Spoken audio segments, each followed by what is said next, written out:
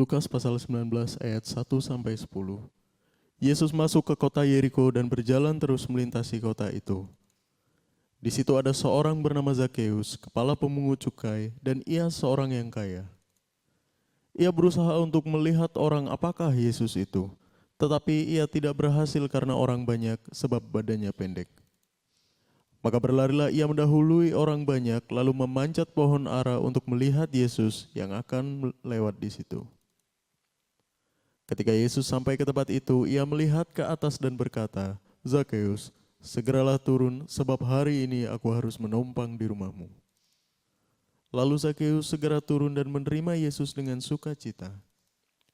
Tetapi semua orang yang melihat itu bersungut-sungut katanya, "Ia menumpang di rumah orang berdosa." Tetapi Zakeus berdiri dan berkata kepada Tuhan, "Tuhan, setengah dari milikku akan kuberikan kepada orang miskin, dan sekiranya ada sesuatu yang kuperas dari seseorang, akan kukembalikan 4 kali lipat."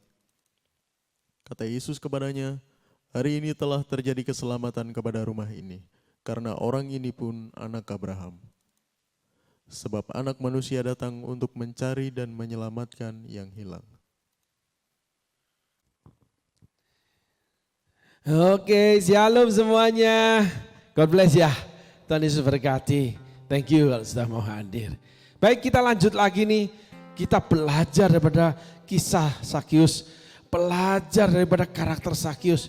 Kenapa Tuhan mau tinggal di rumah pemungut cukai, kepala pemungut cukai, orang kaya, orang berdosa. Mari kita tengok firman Tuhan. Kita ke ayat 4. Maka berlarilah ia mendahului orang banyak lalu memanjat pohon ara untuk melihat Yesus yang akan lewat di situ. Nah, kita ulang sedikit. Kita sudah belajar bagaimana Zakeus berjuang oleh karena dia pendek, dia cebol. Dia melewati segala sesuatu, saudaraku, untuk mendapatkan Yesus. Ada banyak orang-orang yang punya rasa minder sebetulnya. Ada banyak orang-orang berhasil, orang kaya yang seperti Zakeus. Tapi sebenarnya dia minder karena dia tahu dia berbuat jahat. Dia tahu dalam bisnisnya dia salah. Seringkali mereka menampilkan perawakan yang angkuh. Seringkali menampilkan kekayaan, kelebihan mereka. Tetapi ingat, di balik itu sebetulnya mereka itu tahu kalau mereka itu berdosa. Sehingga ketika ada sebuah pelayanan mendatangi di mana mereka beribadah, di mana mereka ada, ketika ditawarkan namanya seorang hamba Tuhan yang memang punya pelayanan khusus, mereka pasti akan menolaknya. Tapi kalau terpaksa ada pertemuan, tiba-tiba terjadi pertemuan, mereka akan bersungut-sungut melecehkannya. Mereka berusaha menolaknya, saudaraku. Tetapi sebetulnya setiap orang itu hati nuraninya itu ada Roh Kudus di dalamnya ketika menerima Yesus. Dan Roh Kudus akan memberikan yang namanya guilty feeling. Ada rasa bersalah. Tetapi cepat atau lambat menanggapinya, itu yang berbeda. Itu yang menceritakan kisah Daud dan Saul. Daud sangat cepat. Ketika Nabi Nathan berbicara, langsung dia mengakuinya. Karena Daud bergaul karib dengan Allah. Daud memuji menyembah Tuhan setiap hari, berdoa. Daud tidak pernah berubah eksistensinya. Kegiatannya konsisten dengan Allah. Walaupun Daud sibuk sebagai raja. Sehingga saudara, kalau untuk menghindari ketika saudara berhasil menjadi kaya, menjadi punya kekuasaan, saudara jangan kurangi eksistensi dengan Tuhan. Jangan saudara kurangi kegiatan tentang Tuhan atau pelayanan. Daud tetap eksis dengan pujian penyembahan. Tetap eksis dengan persembahan dia kepada Tuhan. Daud tidak meninggalkan kegiatan dia di ladang dengan Tuhan selama dia menjadi raja. Sehingga Daud dengan cepat mengakui dosanya. Kalau Saul tidak. Saul cuman semalam bergaul dengan Nabi Samuel. Sehingga Saul dalam perjalanan sebagai seorang raja, dia tahu kalau dia salah, dia butuh Tuhan. Karena di akhir hidup Saul mencari Nabi Samuel. Saudara jangan menjadi Saul. Pada akhir hidup saudara ketika saudara kena kanker, ketika saudara bangkrut, ketika saudara dipenjara, ketika saudara ada masalah, ketika saudara dihukum oleh kehidupan, saudara baru cari Tuhan. Karena Saul tidak mendapatkannya. Akhirnya Saul karena terbiasa jauh dari Tuhan, Saul memakai cara-cara yang berlawanan dengan Tuhan. Ketika saudara bangkrut, saudara akan memakai cara-cara berlawanan dengan cara Tuhan. Karena saudara tidak terbiasa lagi mencari Tuhan, saudara tidak terbiasa lagi dengan pekerjaan Tuhan, saudara tidak ada waktu dengan dunianya Tuhan. Sangat berbahaya saudaraku. Tetapi di hati nurani orang-orang seperti ini, mereka tetap sadar mereka butuh Tuhan. Tapi oleh karena keangkuhan hidup, oleh karena belenggu daripada roh-roh jahat dunia, berhala-berhala yang saudara sembah, mungkin kekayaan saudara, mungkin ketenaran saudara, mungkin kehormatan yang dunia berikan, mungkin karena pujian penghargaan yang dunia berikan, membuat saudara gengsi tidak seperti Sakius yang menanggalkan segalanya oleh karena dia ingin melihat Tuhan. Ini penting saudaraku. Saul gagal ketika mencari Tuhan melalui Nabi Samuel. Gagal karena Saul memakai cara sendiri. Cara-cara dunia. Sehingga Saul secara sadar tidak sadar di mana dia sebenarnya sudah membunuh, menghilangkan namanya peramal pemanggil arwah. Tapi dia memakai mereka. Ada seorang yang saya kenal anak Tuhan menghadapi masalah dalam pekerjaannya. Lalu ada seorang teman yang sesama anak Tuhan menawarkan memakai cara-cara dunia, kekerasan dunia. Dan anak Tuhan itu menerimanya loh. Akhirnya gagal. Saudaraku, tidak berdoa berutul mencari Tuhan. Masuk ke rumah Tuhan. Lalu dilayani oleh hamba-hamba Tuhan. Ditunjukkan jalan-jalan Tuhan. Tetapi mereka malah menolak dan memakai cara-cara dunia. Mereka masih terikat dengan dewa-dewa berhala dunia. Karena keberhasilan mereka. Sakius berbeda saudaraku. Dia menanggalkan segala sesuatunya. Ayat selanjutnya. Ketika Yesus sampai ke tempat itu, ia melihat ke atas dan berkata, Sakius, segeralah turun, sebab hari ini aku harus menumpang di rumahmu. Ayat selanjutnya. Lalu Sakius segera turun dan menerima Yesus dengan sukacita. Ayat selanjutnya. Tetapi semua orang melihat hal itu bersungut-sungut katanya, ia menumpang di rumah orang berdosa. Orang akan protes. Orang-orang yang cuman mau Tuhan, tapi tidak mau berjuang untuk Tuhan, pasti akan protes terhadap orang-orang yang berjuang untuk Tuhan. Pasti akan direndahkan, pasti akan dikata-katai. Orang berdosa, ini itu tuh pelayanan begini begitu. Kamu di sana ada kutuk kawin. Ada saudaraku, sebuah pelayanan dikatakan itu lihat pelayan Tuhan yang pada nggak kawin. Akhirnya pada kawin kok.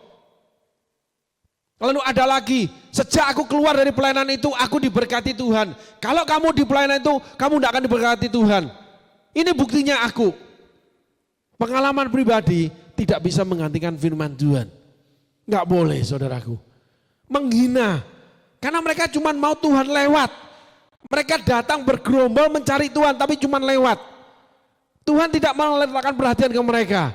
Tapi Tuhan meletakkan perhatian kepada Sakius. Orang kaya, pemimpin pemungut cukai, tapi menanggalkan segala ada dari dirinya.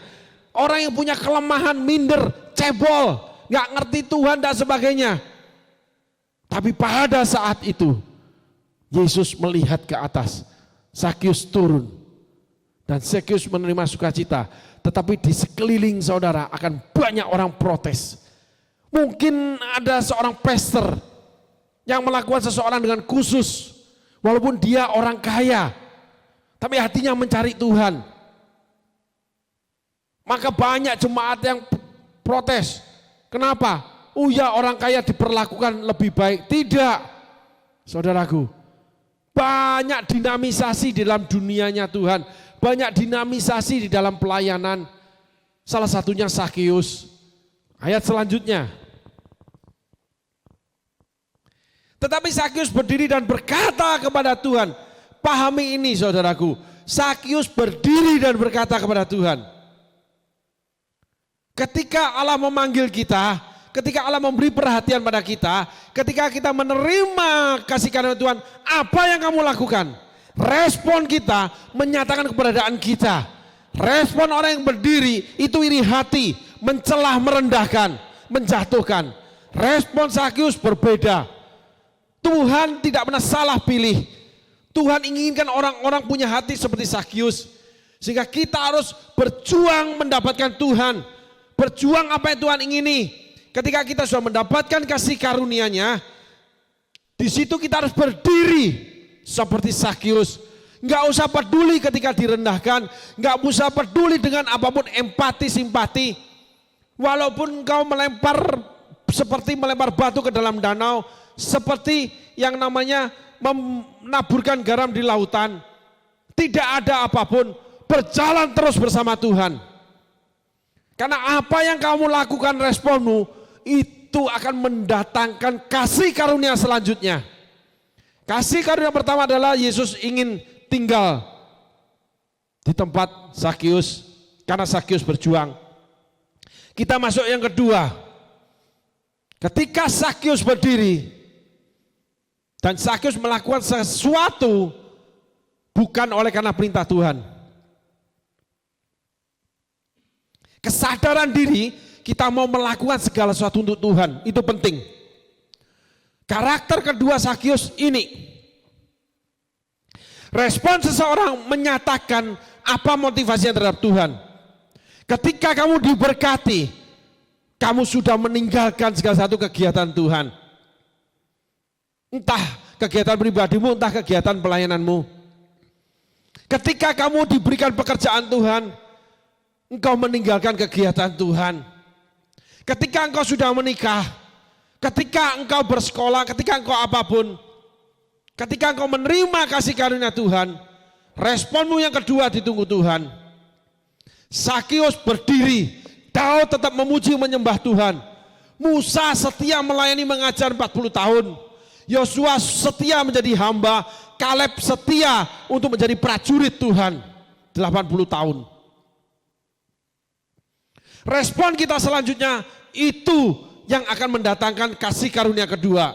Sehingga banyak orang ketika diberkati Tuhan, ketika dipakai, selesai. Karena respon dia itu yang tidak seperti Sakyus. Kehilangan segala sesuatu yang dia miliki. Tolong perhatikan baik-baik. Tolong ditayangkan firman-Nya. Tetapi Sakyus berdiri dan berkata kepada Tuhan, Tuhan, setengah dari milikku akan kuberikan kepada orang miskin, dan sekiranya ada sesuatu yang kuperas dari seseorang akan kukembalikan 4 kali lipat. Saudara perhatikan baik-baik ini.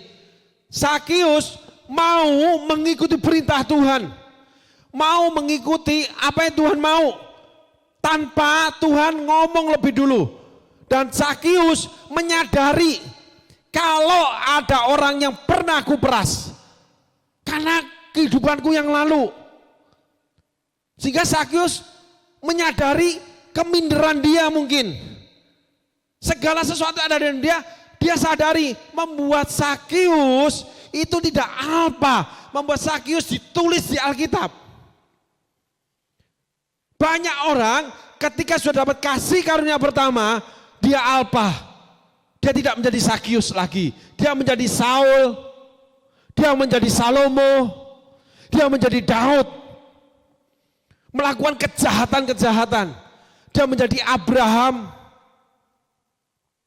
Saudaraku, mengikut Tuhan itu konsisten. Kita belajar bahwa Daud konsisten memuji menyembah. Tapi dalam kegemilangan Daud sebagai raja, dia melakukan kejahatan. Sakyus mengakui kejahatan dia. Daud mengakui kejahatan dia. Saul berusaha mencari Tuhan dengan cara dia. Yosua mendapatkan kasih karunia menjadi pemimpin, yaitu peperangan yang ditunjuk oleh Tuhan, bangsa Israel menaklukkan dan merebut tanah Kanaan untuk diduduki. Menjadi pemimpin pengganti Musa. Ada banyak hal yang Tuhan sembunyikan yang kita nggak tahu yang Tuhan sediakan. Tetapi apabila kita punya motivasi, punya target, punya standar, punya ukuran, punya keinginan, itu adalah pagar buat Tuhan selanjutnya untuk masuk lebih dalam kehidupan kita. Untuk menikmati apa yang kita miliki. Sakeus itu memberikan apa yang kita miliki. Yesus menikmatinya. Sehingga banyak orang akhirnya biasa saja sama Tuhan. Bahkan banyak yang undur dari kegiatan Tuhan. Bahkan memandang remeh, memandang hina, seenaknya memberi kepada Tuhan. Gimana gua aja. Ingat saudaraku, mungkin terhadap manusia kamu bisa lakukan, manusia tidak berdaya. Tapi ingat, firman Tuhan menulis, setiap orang akan menerima balasan dari setiap perbuatannya. Perjanjian lama ditulis, perjanjian baru ditulis. Dua firman sah. Saya ingatkan saudara, ketika engkau berlaku seenaknya terhadap rumah Tuhan, ketika berlaku seenaknya terhadap hidup seorang hamba Tuhan, ingat mata Tuhan melihat kamu. Kamu akan menjadi Saul. Saul itu akhirnya mati, ususnya terburai, kepalanya dipotong, digantung. Setelah kamu mati akan dipermalukan keturunanmu.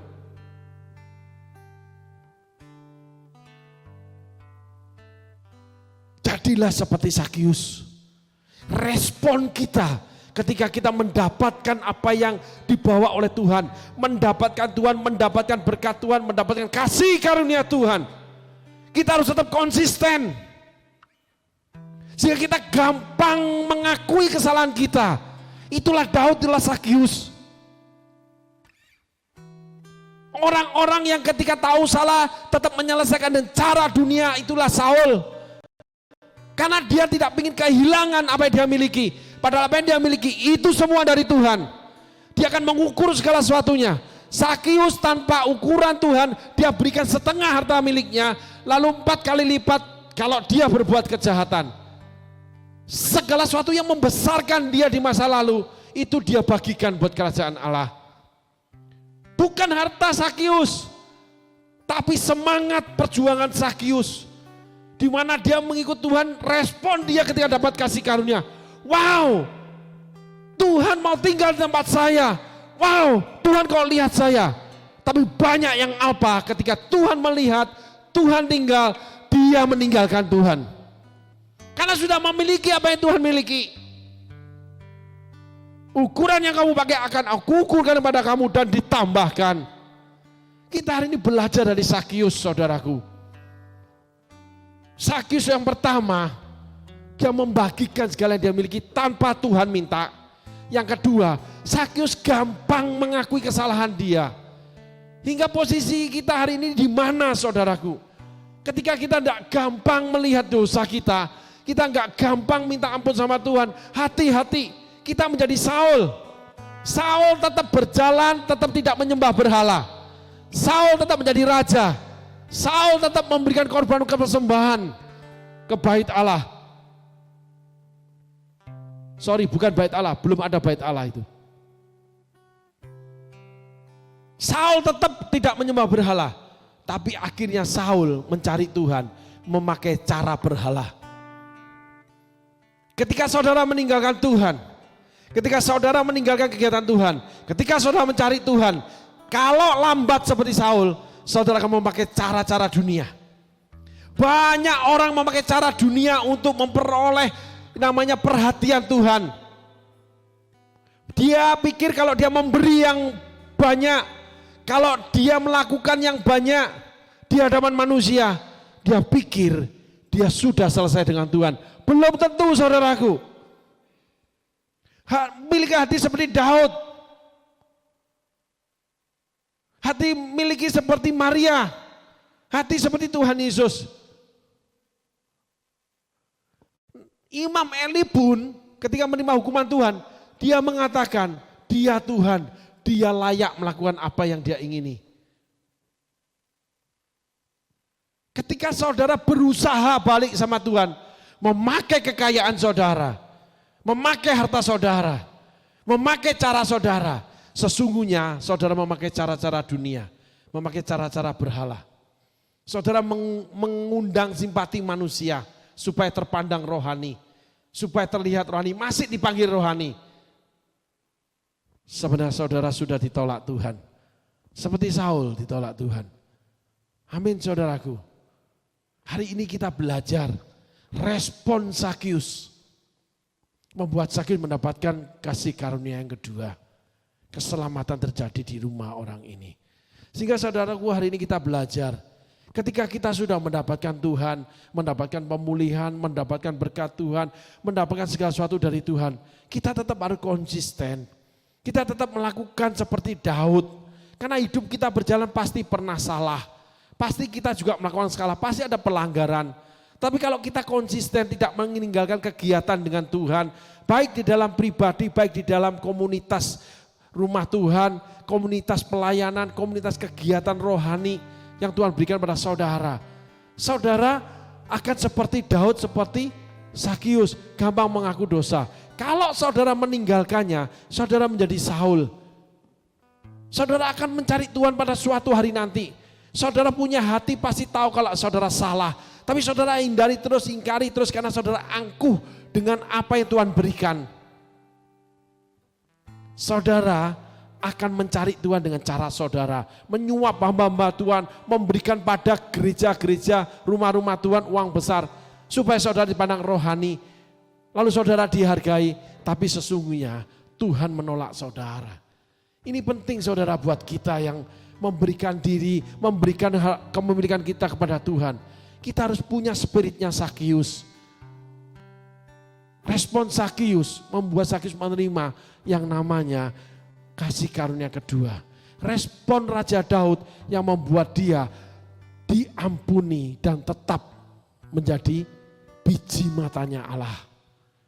Respon Musa, respon Abraham yang tetap melekat sama Tuhan walaupun berbuat salah masih dituntun Tuhan, masih dibentuk Tuhan.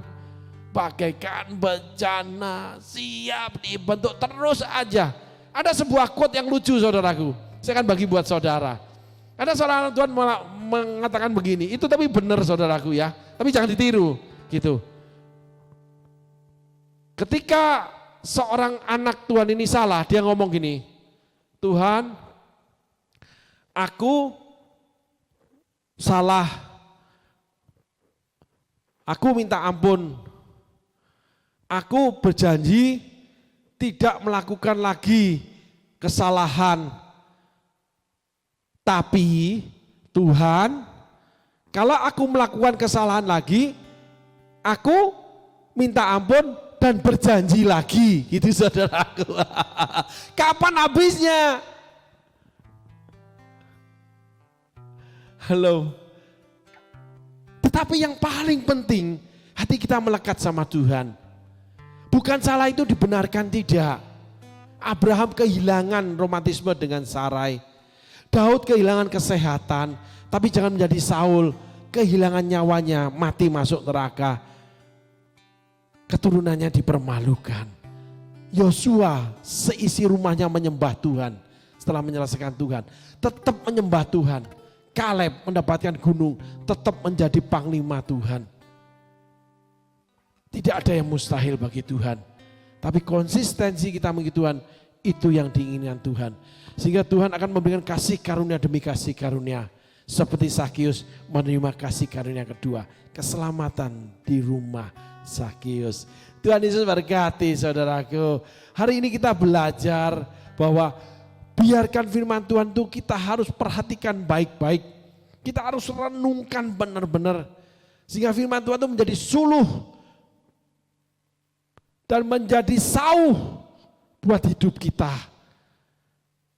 Sehingga firman Tuhan itu menjadi terang buat langkah kita. Karena kita pasangkan menjadi pelita di kaki kita. Sebelum kita melangkah, sebelum kita memutuskan di dalam kehidupan kita, kita tetap berdoa minta petunjuk Tuhan. Ketika kita sudah melangkah, kita tetap memegang firman Tuhan. Sehingga firman Tuhan menjadi pelita bagi kaki kita, menjadi suluh ketika kita melakukannya. Dan kita apapun tawaran dunia tetap menjadi sauh, menjadi jangkar. Kita tidak tergoda. Dan terang itu akan menerangi sekeliling kita. Sehingga keluarga kita di dalam dekapan terang yang ajaib. Tetap di dalam perlindungan tiang awan, tiang api. Semuanya karena Tuhan tinggal di dalam hidup kita. Tuhan diberkati. Terima kasih.